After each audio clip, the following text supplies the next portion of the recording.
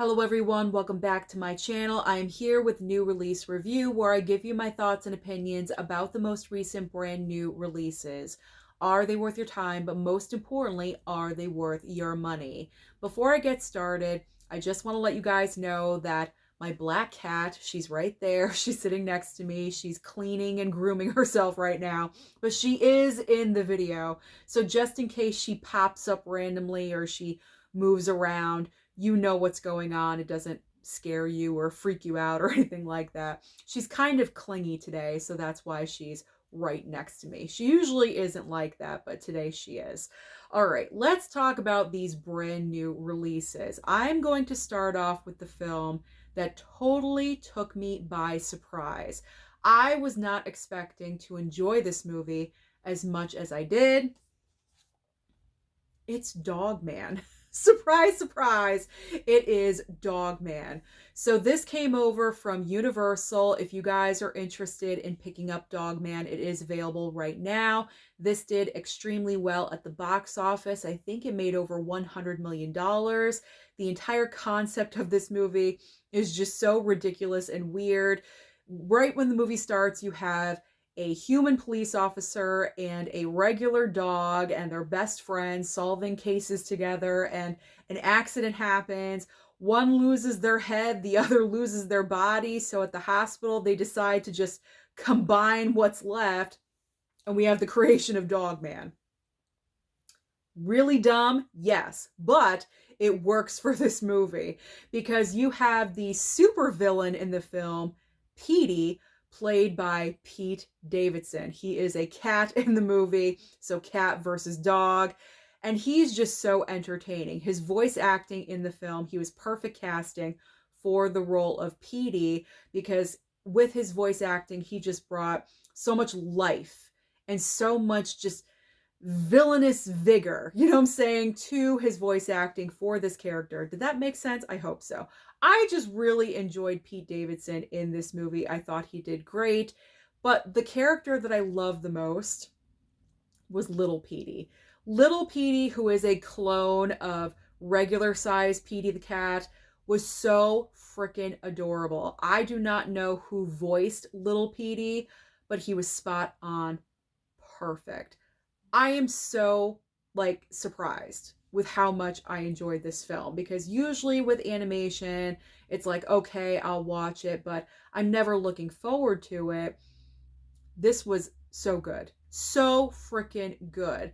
And movies like Dogman, not to drag Minecraft into this, but considering I talked about Minecraft in my review of that film yesterday, I just want to touch base because some people were making comments underneath my review of Minecraft talking about, well, the movie doesn't need to be, such and such because it's a kid's movie.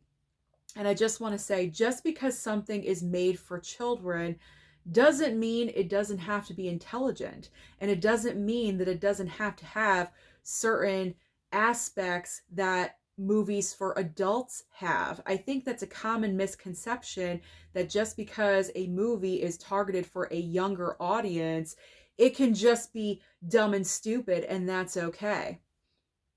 That's further from the truth than anything. I feel like movies for kids should be smart and should be intelligent and should, have certain messages be sent and certain things should be covered.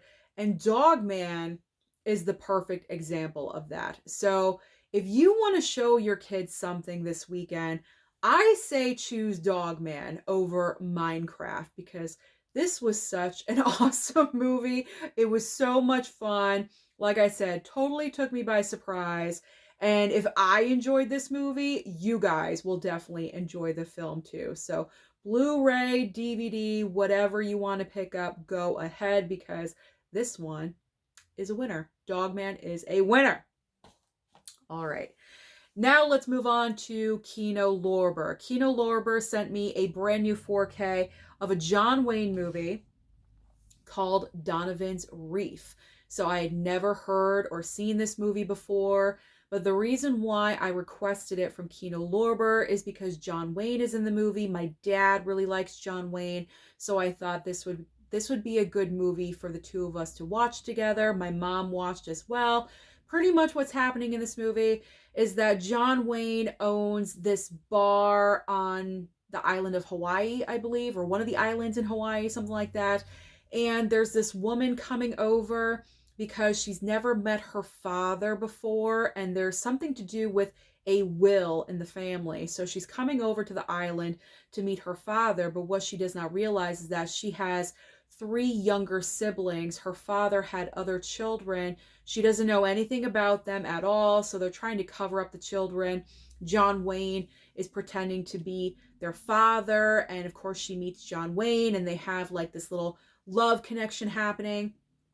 It was a cute movie. It was a cute, fun movie, but I'm not really sure how many times I would rewatch the film. That's probably like the one negative I would say about the movie, but overall, for what it was, I enjoyed it. And I will say, for someone that really enjoys John Wayne and his films, this one is a great alternative because it's not a Western.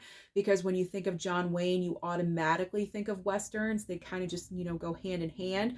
So if you want a John Wayne movie that is not a Western, Donovan's Reef is a good choice for you. And I will say the 4K looked really, really nice, especially since this movie is on the older side. It came out in 1963.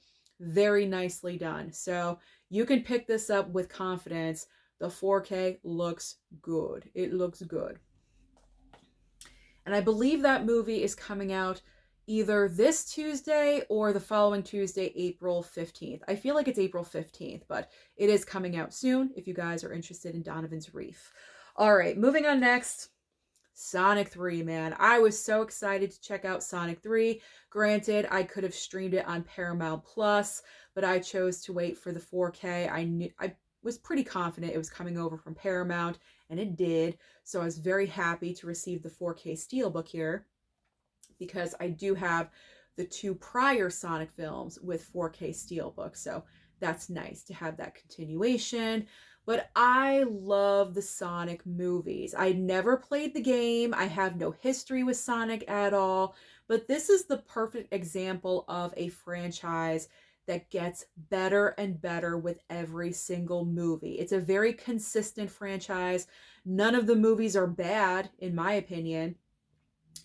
There's some that I think are better than others, but consistent. It's like the Scream franchise to me. Like some movies are better than other, but as far as a franchise go, it is consistent. And that is what Sonic is. And I feel like after watching Sonic 3, I feel confident in saying that Sonic 3 is the best Sonic film so far. And in my opinion, this is the best video game adaptation turned into a movie. I really enjoyed Super Mario Brothers.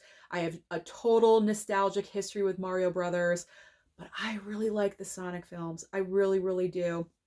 And something about the Sonic movies that I enjoy every single time I watch them is the post-credit scene. They always reveal the next character that's going to be added into the next movie, and they're growing the world. I love that. And so, of course, they did that at the end of this movie. Sonic is just total and absolute fun with those little quiet moments sprinkled throughout the movie, which is always really, really important. So Sonic 3, total blast. Jim Carrey coming back again.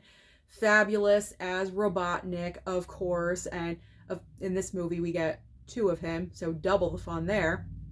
I hope he continues to come back. He comes back for the next movie. It seems like that's all he wants to do, and that is fine with me. I don't care, because these movies are a lot of fun. So Sonic 3, definitely worth picking up. This is going to be available April 15th. April 15th, you can pick up the 4K Steelbook. This is the regular 4K Steelbook.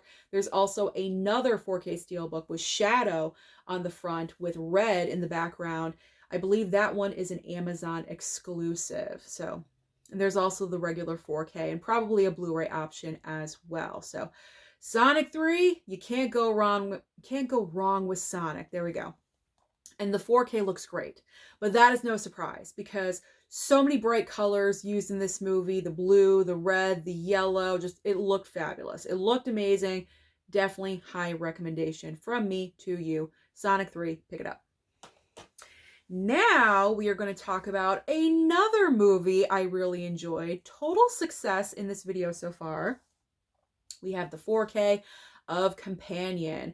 So this was a rewatch for me because I did watch the film at the movie theater, and I really enjoyed rewatching it a lot more at home, in particular with Jack Quaid's performance, because when I saw the movie at the theater, I was kind of unsure of my thoughts about him, kind of like underwhelmed just a little bit, but after rewatching it at home, I don't know what it was, but I thought his performance just really appealed to me a lot more the second time around.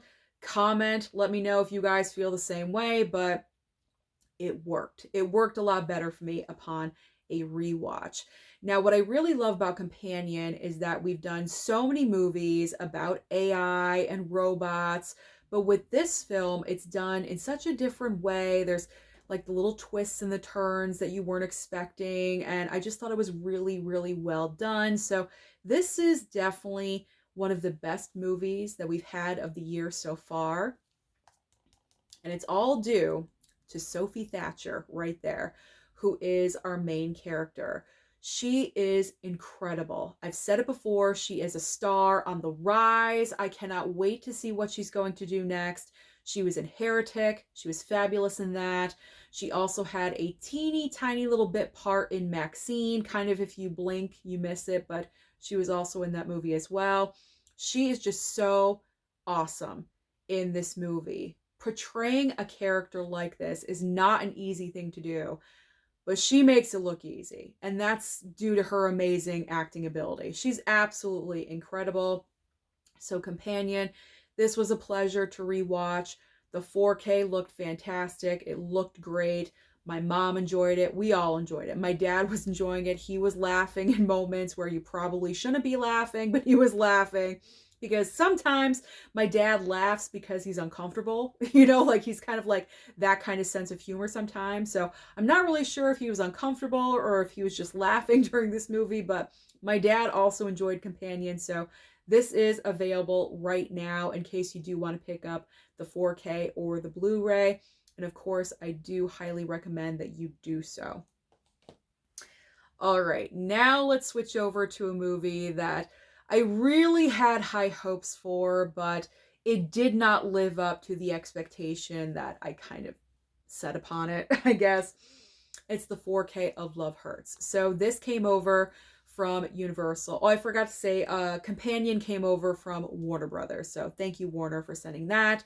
So Love Hurts came over from Universal. I did not see this movie at the theater.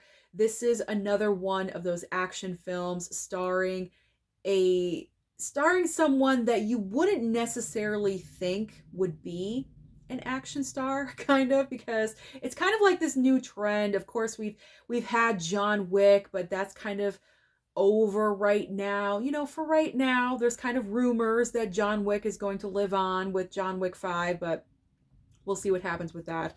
And of course, we have Jason Statham, as always, but we also have this other trend of action films coming out with stars that don't necessarily look like they could do bodily harm to you, but they end up kicking your ass. We had Bob Odenkirk with Nobody.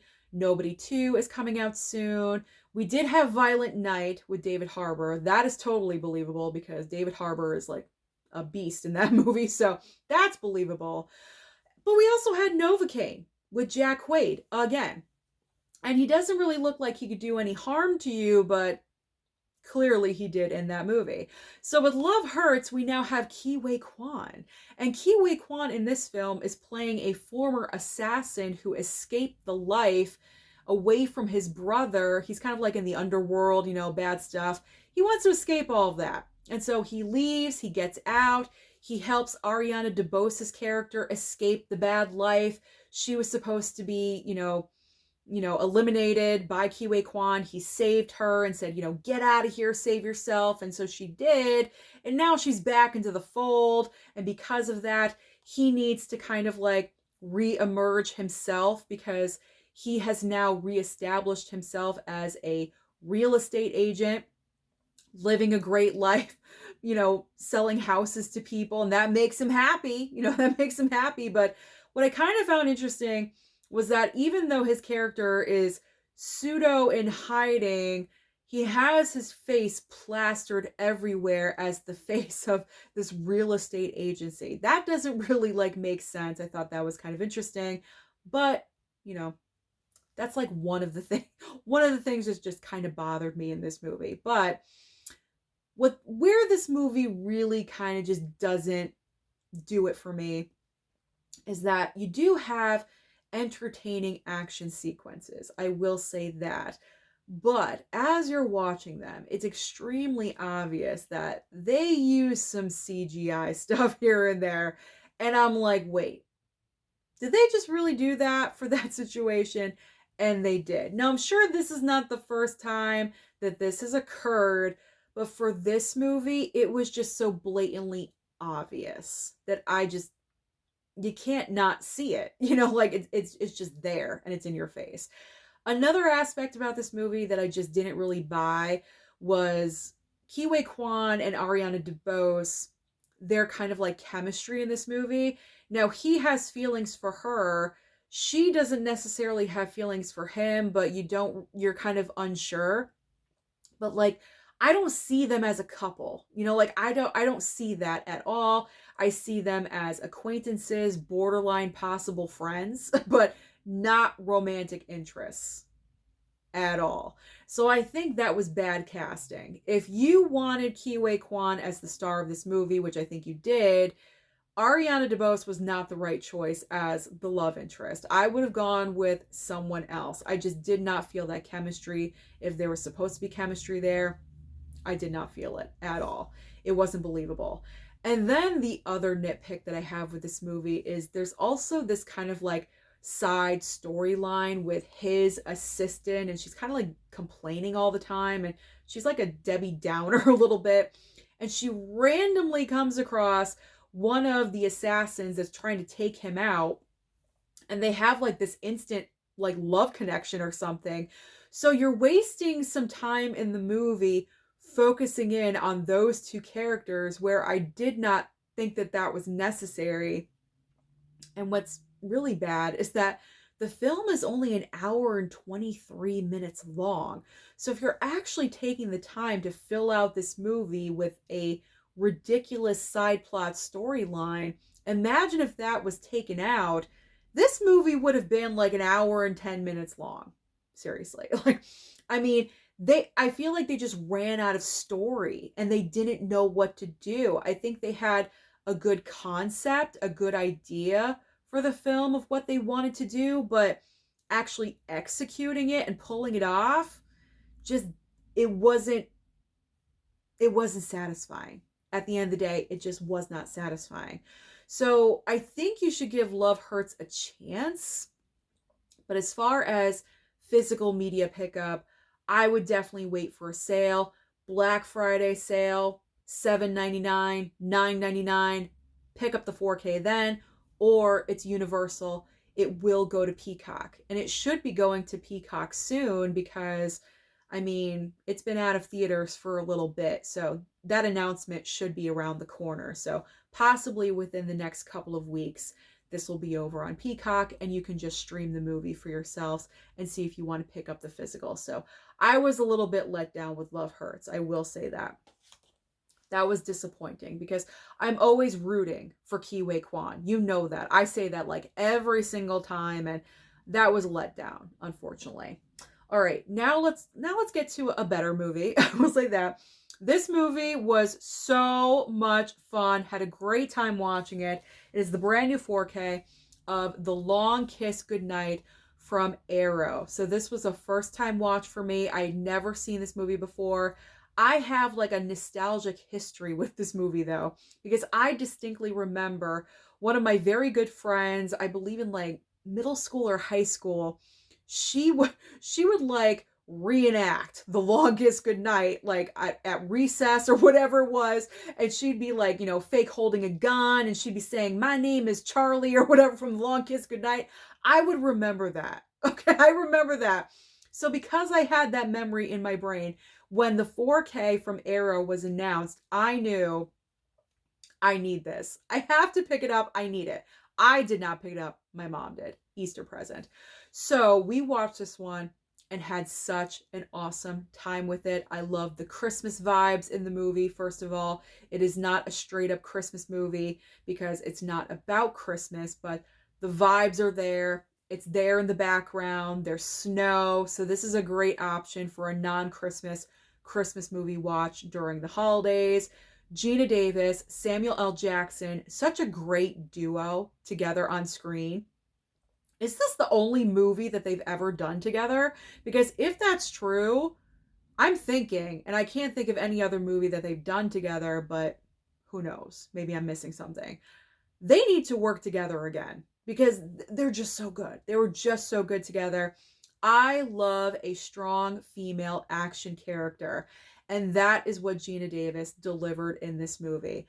I would have wanted a sequel. Why wasn't a sequel done for this movie? I mean, they make sequels for every other freaking movie on the planet, especially for action films. Why wasn't that done for The Long Kiss Goodnight? I have no idea. But if you've seen this movie, you know how good it is. And I believe this was by Renny Harlin, directed by Renny Harlin, I believe. I'm looking. Yeah, directed by Renny Harlin. I believe that's when him and Gina Davis were either married or together. It was during that time period when they were in a relationship, I believe. Or maybe, I don't know, on the cusp? Possibly. I don't know. But they were married at some point.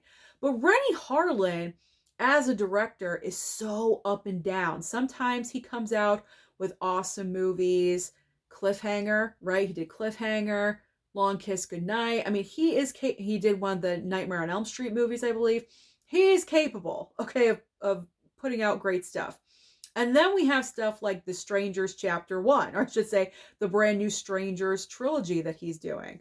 Chapter 1 was a massive, massive disappointment. But movies like this show how amazing of a director Renny Harlin can be. So this was just so much fun. Really enjoyed it. Straight up action movie. Gina Davis's character, she plays a woman that has amnesia. She doesn't remember the past 8 years of her life. And then, an accident happens and, memories start coming back to her and she realizes what she used to be. And it is such a great movie. Absolutely. So, and the 4K looked great. Great job, Arrow, with this 4K. Looks awesome. So pick this up. Please pick this up. If you have to wait for a sale, wait for a sale. But add this into your collections. It is such a good movie. All right. I have talked about all of the good, the one kind of movie. Now, let's get to the worst. The worst of the batch. This really pains me because the Steelbook looks incredible. I'm sure you know what movie I'm talking about after I just said that, but Flight Risk. What the heck was this?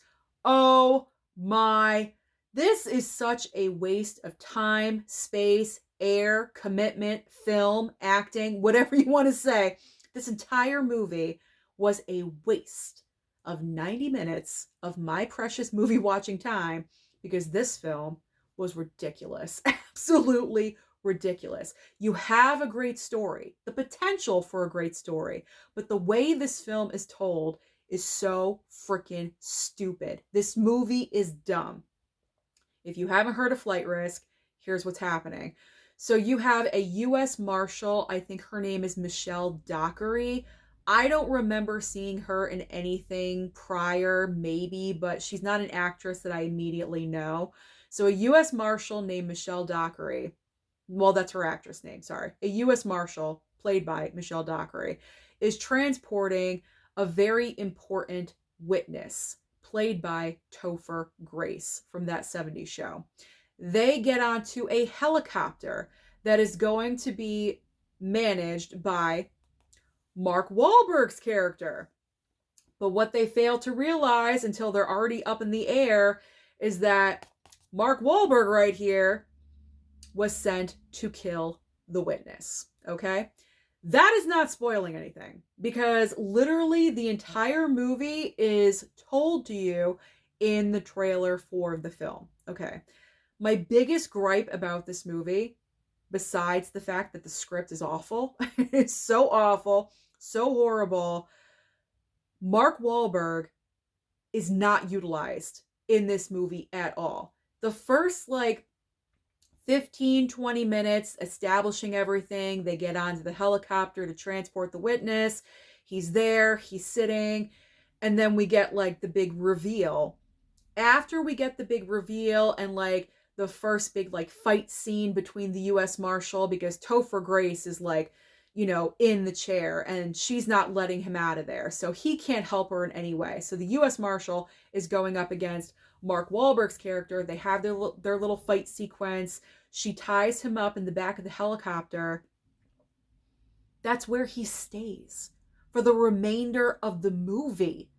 That's it. Like, he's saying sinister things and like weird, wacky things and just being very maniacal and things like that with his outlandish bald head. I mean, look at him. This is him during the movie. That's all he's doing. That's all he's doing is just chilling with, you know, his arms tied up in the back of the helicopter. Meanwhile, for the duration of the film, you have, you know, Thing 1 and Thing 2 up at the front. Sorry, I'm just going to call them that because their dialogue is horrible. They are just talking about like nonsensical stuff and the acting is horrible. And then there's this whole side plot storyline about a mole and the agency. And I'm like, why is that the focus? Shouldn't the focus be on the star who's on the poster, who's on the slip cover? No, he's not the focus at all. Mark Wahlberg probably collected a pretty decent paycheck for this. For what? For what? Hire me. I'll be tied up back there and say something crazy and pay me $2 million. I mean, come on. So wasted. So unbelievably wasted in this movie. Pretty much everything that happens after that, he manages to get out. They have another like scuffle. Things happen. But it's nothing. It's so frustrating. It really is so frustrating. Mel Gibson directed this movie for a paycheck. That is clear. That is so clear because Mel Gibson, even though he has had controversy attached to him, his name is kind of tarnished still just a little bit. But Mel Gibson, as a director, he's won Oscars, people. Okay, he's won Academy Awards. He has put out some of the most amazing cinema. And then we have this. We have Flight Risk. This movie's not good. This movie is not good. I'm telling you, it's not good. I love Lionsgate. I do. Don't get me wrong. But I cannot endorse a movie like this. I just cannot. If you want to check out Flight Risk, if you do want to pick up the physical, please wait for a sale. Do not spend full price on this. You will regret it. I'm telling you right now, you will regret it. After I saw it, I was like, what the hell was that? Like, really? Like, I'm so happy I did not spend money on this because I would have been pissed off. I really would have. I recommend stream it. Stream it. I think Lionsgate movies go to Stars and then maybe eventually Netflix or something. PVOD or stream. I don't know. Just don't. Save your money. Save your money. Buy Companion. Okay, this is available right now if you do want to pick it up, but wait for a sale. I'm telling you right now, wait for a sale. Wait for any kind of discount because, sorry, Mark Wahlberg. I love him. I do. But this does not hit at all. This was bad. So bad. I haven't had a reaction to that kind of movie in a while, but as soon as that movie was over, I was like, oh my God. Like, I gave it a 1 star on my Letterboxd. I could not go any further. I almost gave it a half star, but I just gave it a 1 star. So those are all of my thoughts about the most recent brand new releases. Pretty much, I'm endorsing everything except for Flight Risk. Don't bother with that one. Love Hurts. You could gamble if you want to, but I do recommend to stream. So those are my thoughts. Comment down below and let me know your thoughts about every single movie I talked about in the video today. Don't forget to like and subscribe before you leave, and I'll see you next time.